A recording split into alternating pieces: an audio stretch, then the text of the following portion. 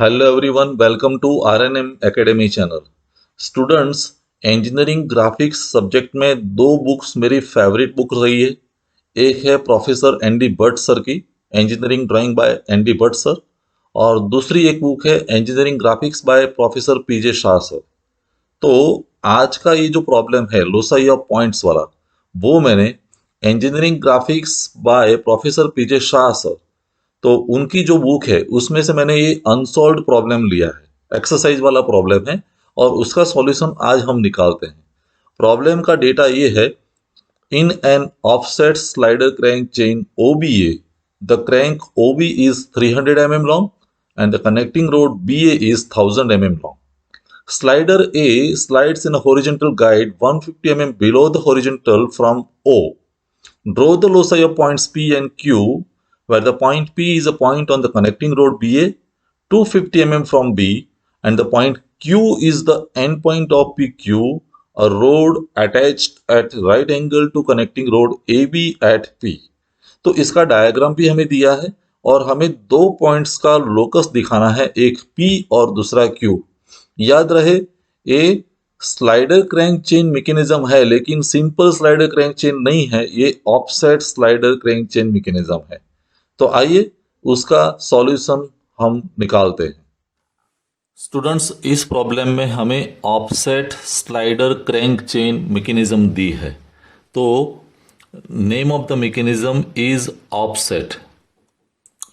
पहले वाला जो वीडियो था उसमें हमारी simple slider crank chain mechanism थी, ये है ऑफसेट। तो हमें दोनों में फ़र्क क्या है वो समझना ज़रूरी है। एक है सिंपल स्लाइडर क्रैंक चेन और दूसरी है ऑफसेट। तो सिंपल स्लाइडर क्रैंक चेन में हमारा ये जो क्रैंक है, क्रैंक का सेंटर और यहाँ कोई स्लाइडर है, दोनों एक ही लाइन में होते हैं। ये स्लाइडर है और क्रैंक का सेंटर O, और ये स्लाइडर समझो कि A है। तो O और A दोनों की लाइन एक ही होती है। लेकिन अगर ऑफसेट है तो क्रैंक है उसका सेंटर और यहाँ जो स्लाइडर है वो स्लाइडर उसी लाइन पर नहीं आएगा, लेकिन कुछ डिस्टेंस होगा। समझो कि स्लाइडर वाली लाइन ये है, तो ये दोनों के बीच का कुछ डिस्टेंस हुआ और उसकी वजह से हम उसको कहते हैं ऑफसेट। तो ये दोनों के बीच फर्क है, simple slider crank chain and offset slider crank chain mechanism. ये जो प्रॉब्लम है वो offset slider crank chain mechanism है। मींस हमें एक क्रैंक दिया गया है, क्रैंक को ये भी कहा गया कि it is rotating in the clockwise direction. तो क्रैंक का सेंटर O और ये जो लिंक दी है मींस क्रैंक वाली, क्रैंक लिंक का नाम है OB। तो ये OB हमें दिया है और OB की रेडियस हमें दी है 300 mm। 300 mm लार्ज डायमेंशन है, तो हमें स्केल लेना पड़ेगा, क्योंकि 300 mm मीन्स 30 सेंटीमीटर। तो 30 सेंटीमीटर की रेडियस वाला क्रैंक हम कागज पे ड्रॉ नहीं कर सकते, तो हमें स्केल लेना पड़ेगा। और स्केल मैं बोल दूं 1:10 लेते हैं, रिड्यूस स्केल। तो 300 mm की जगह जब हम डायमेंशनली ड्रॉ करेंगे तो 30 mm लेंगे।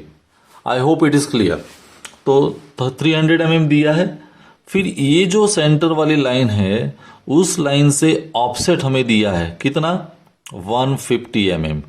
तो 150 mm ऑफसेट लेके यहां जो लाइन मिलेगी वो स्लाइडर की लाइन है, और एक सेंटर और स्लाइडर जो जहां मूव हो रहा है वो दोनों के बीच का डिस्टेंस भी हमें दिया है 1050 mm। ये डिस्टेंस दिया है। फिर एक कनेक्टिंग रोड जो है जिसको हम कहते हैं BA, तो ये कनेक्टिंग रोड BA जो है उसकी लेंथ हमें दी है 1000 mm। कनेक्टिंग रोड की लेंथ 1000 mm है और कनेक्टिंग रोड पर एक पॉइंट है P। वो पॉइंट P दिया है हमें 250 mm डिस्टेंस पर। B से 250 mm डिस्टेंस रख के एक पॉइंट P दिया है, तो ये बाकी का डिस्टेंस 750 mm होगा। और P पर भी एक और लिंक है, एक रोड है जिसकी लेंथ है 200 mm और वहां पॉइंट दिया है Q। ये सब रिजिड है। Actually offset slider crank chain mechanism में 4 लिंक है। कौन सी 4 लिंक? तो एक है क्रैंक खुद, दूसरी है लिंक कनेक्टिंग रोड, तीसरी है स्लाइडर और चौथी है फिक्स्ड बॉडी। जो बॉडी फिक्स रहती है, जो यहां मैकेनिज्म सेट करते हैं तो वो फिक्स बॉडी। तो 4 लिंक रहती है। Crank 300 mm radius, connecting road 1000 mm उसकी लेंथ, लेकिन उस कनेक्टिंग रोड पर एक और रोड जैसा दिया है जिसकी लेंथ है 200 mm और ये 90 डिग्री पर है। तो ऐसी एक मैकेनिज्म हमें दी है और उसमें हमें 2 पॉइंट्स का लोकस दिखाना है। एक पॉइंट P का लोकस दिखाना है और दूसरा पॉइंट Q का लोकस दिखाना है। तो लोसाई ऑफ पॉइंट्स के प्रॉब्लम में हम ये प्रॉब्लम का सॉल्यूशन डायमेंशनली फाइंड करते हैं। चलिए, जैसे मैंने कहा था वैसे स्केल हमने लिया है 1:10। तो 300 mm जो रेडियस है क्रैंक की, उसकी जगह मैं ले रहा हूं 30 mm, मीन्स 3 सेंटीमीटर। तो 30 mm की रेडियस मैंने सेट कर दी और क्रैंक का जो रोटेशन है, रोटरी मोशन, तो एक सर्कल पहले ड्रॉ कर देते हैं।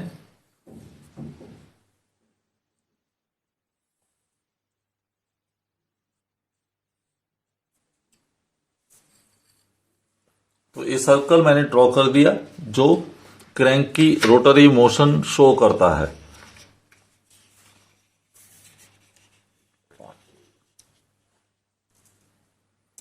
अभी ये जो सर्कल है, उस सर्कल के हमें 12 डिविजन्स बनाने हैं। तो सेंटर तो हमारे सामने है, तो ये सर्कल के हम 12 पार्ट्स बना देते हैं। एक पहले मैंने हॉरिजॉन्टल लाइन ड्रॉ कर दी और ये हॉरिजॉन्टल लाइन को मैं एकदम लाइट लाइन से आगे एक्सटेंड कर रहा हूं, क्योंकि हमारा जो स्लाइडर का मोशन है वो ऑफसेट है। तो पहले मैंने ये हॉरिजॉन्टल लाइन ड्रॉ कर दी। एग्जैक्टली हॉरिजॉन्टल को परपेंडिकुलर हमें एक लाइन मिलेगी, वो वर्टिकल है, तो मैंने वर्टिकल लाइन बना दी। फिर सर्कल को 12 पार्ट्स में डिवाइड करना है, तो 30 डिग्री ईच। तो एंगल प्रोटेक्टर की हेल्प लेके हम 12 डिविजन्स, 30 पर मैंने मार्क किया, 60 पर मार्क किया, ये 90 है, 120 पर मार्क किया और 150 पर एक मार्क कर दिया। और फिर उसमें से मैं लाइन ड्रॉ कर रहा हूँ सामने वाले एंड को ज्वाइन करते हुए। तो जैसे ए पॉइंट और सेंटर दोनों को मिलाते हैं तो एक लाइन मिल जाएगी। फिर ए पॉइंट और क्रैंक का सेंटर, इसको मिलाते हैं तो एक और डिवीजन मिल जाएगा। फिर ए पॉइंट और सेंटर पॉइंट दोनों को मिला देते हैं, ज्वाइन करते हैं, तो this is one more division. और ये पॉइंट और सेंटर ऑफ द सर्कल, ये दोनों को ज्वाइन करते हैं, तो वैसे 12 डिविजन्स हो गए। और 12 डिविजन्स हो गए मीन्स ये सेंटर तो हमारा O है और क्रैंक का नाम है OB। तो क्रैंक मूव होता है क्लॉकवाइज डायरेक्शन में। तो मैं शुरुआत करता हूं पॉइंट, पहला point means it is B1 और क्लॉकवाइज में हम नोटेशंस दिखाते हैं। B1 के बाद B2, ये है B3, ये पॉइंट B4, ये पॉइंट B5, B6, B7, ये पॉइंट हमारा होगा B8, ये पॉइंट B9, B10, B11 और ये लास्ट पॉइंट B12। तो क्रैंक की अलग अलग पोजीशंस हमें मिल गई। अभी ऑफसेट दिखाना है, तो सेंटर लाइन तो O में से मैंने ड्रॉ की, लेकिन उसी लाइन पर हमारा स्लाइडर आने वाला नहीं है। तो डिस्टेंस दिया है 150 mm और स्केल के अनुसार हमारा ये डिस्टेंस होगा 15 mm।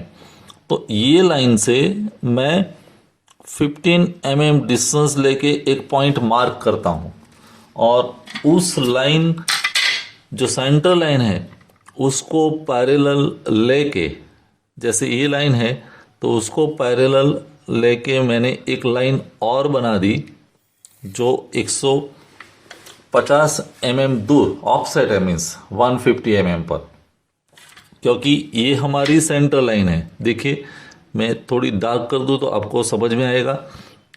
ये लाइन को मैंने डार्क कर दी, तो ये दोनों के बीच का डिस्टेंस जो है वो 150 mm है। ये जो डिस्टेंस है it is 150 mm। This distance is 150। तो यहां मैं लिख दूं ये 150 mm है। स्केल के अनुसार हमारा 15 mm है, 1:10 स्केल है। तो नाउ व्हाट टू डू, अभी एक और पॉइंट भी दिया है हमें 1050 mm। तो ये लाइन जो सेंटर की लाइन है उसको मैंने एक्सटेंड कर दिया और वहां से 1050 mm मीन्स 1050,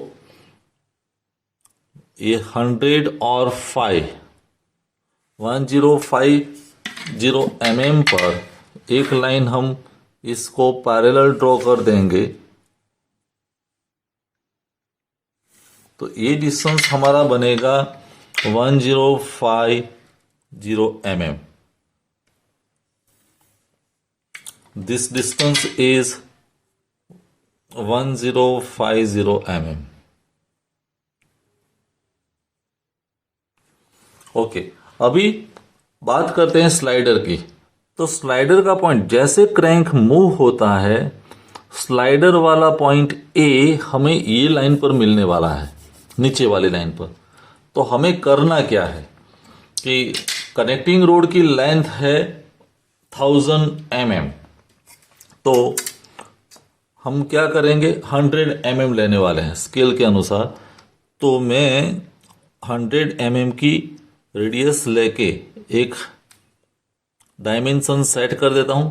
देखिए ये मैंने कंपास से 10 सेंटीमीटर मीन्स 100 mm मार्क कर दिया और सबसे पहला पॉइंट B1 पर रख के, B1 सेंटर पर ये लाइन पर मैंने कट कर दिया। तो हमें पहली पोजीशन मिल गई A1 की। वैसे हर वक्त सेंटर हम बदलेंगे लेकिन लाइन तो यही रहने वाली है। तो मैंने सेंटर रखा B2 और यहां मुझे दूसरा पॉइंट मिला तो वो A2 हो गया। फिर B3 और फिर मैंने ये लाइन कट कर दी। फिर ये B4, देखिए तो ये लाइन मिली, B4 पर सेंटर रखा और हमारी जो लेंथ है वो तो 1000 mm है कनेक्टिंग रोड की। तो ये पॉइंट यहां मिला। B6 पर मैंने सेंटर रखा और एक नया पॉइंट मिला, आर्क मिला B7। तो पॉइंट यहां पर आएगा। फिर B8, तो B8 पर रखते हैं।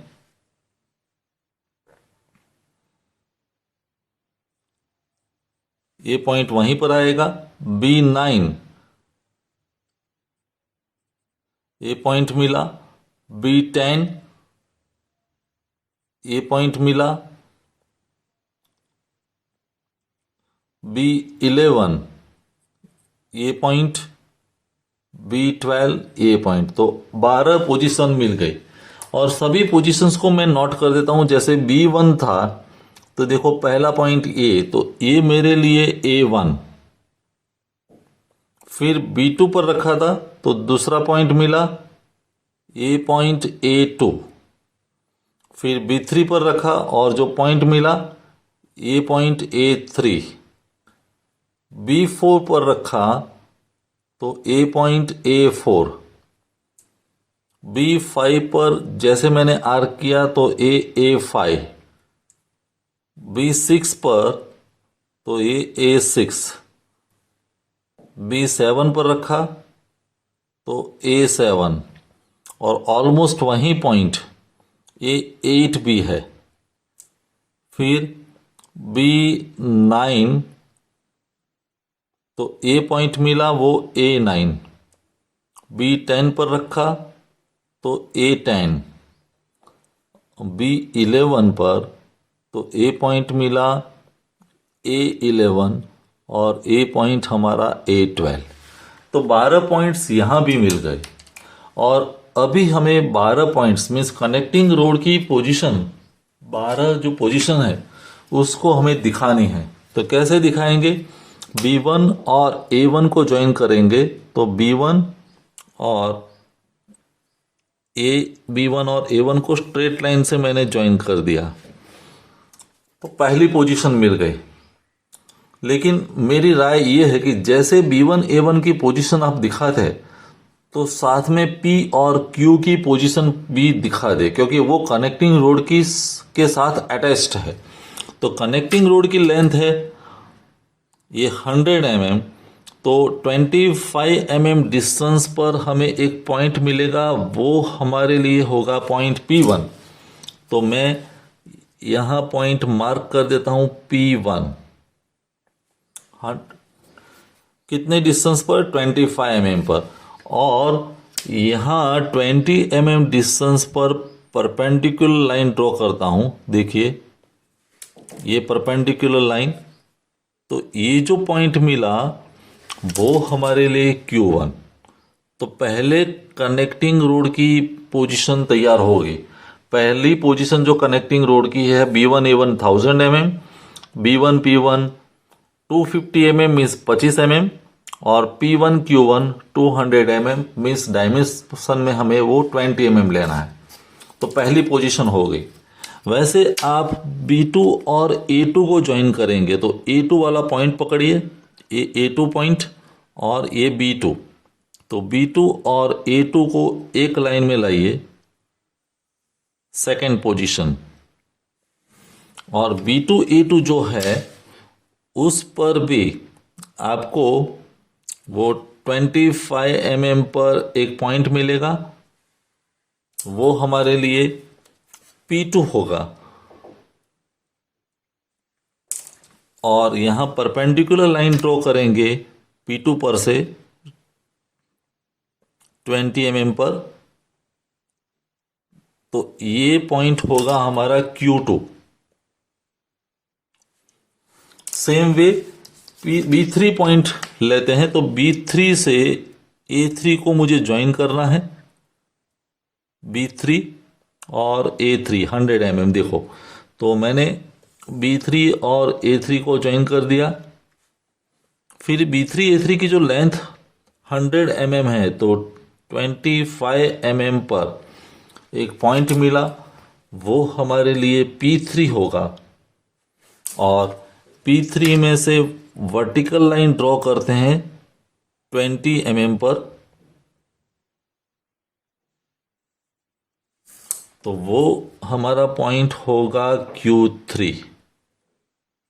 तो वैसे सभी पॉइंट्स को ज्वाइन करना है, B4 A4 को, B5 A5 को, और हर कनेक्टिंग रोड पर हमें P और Q की पोजीशन दिखानी है। तो मैं सभी पॉइंट्स को ज्वाइन करके P और Q की पोजीशन को भी दिखा के आपको शो करता हूँ कैसे हम ज्वाइन करते हैं।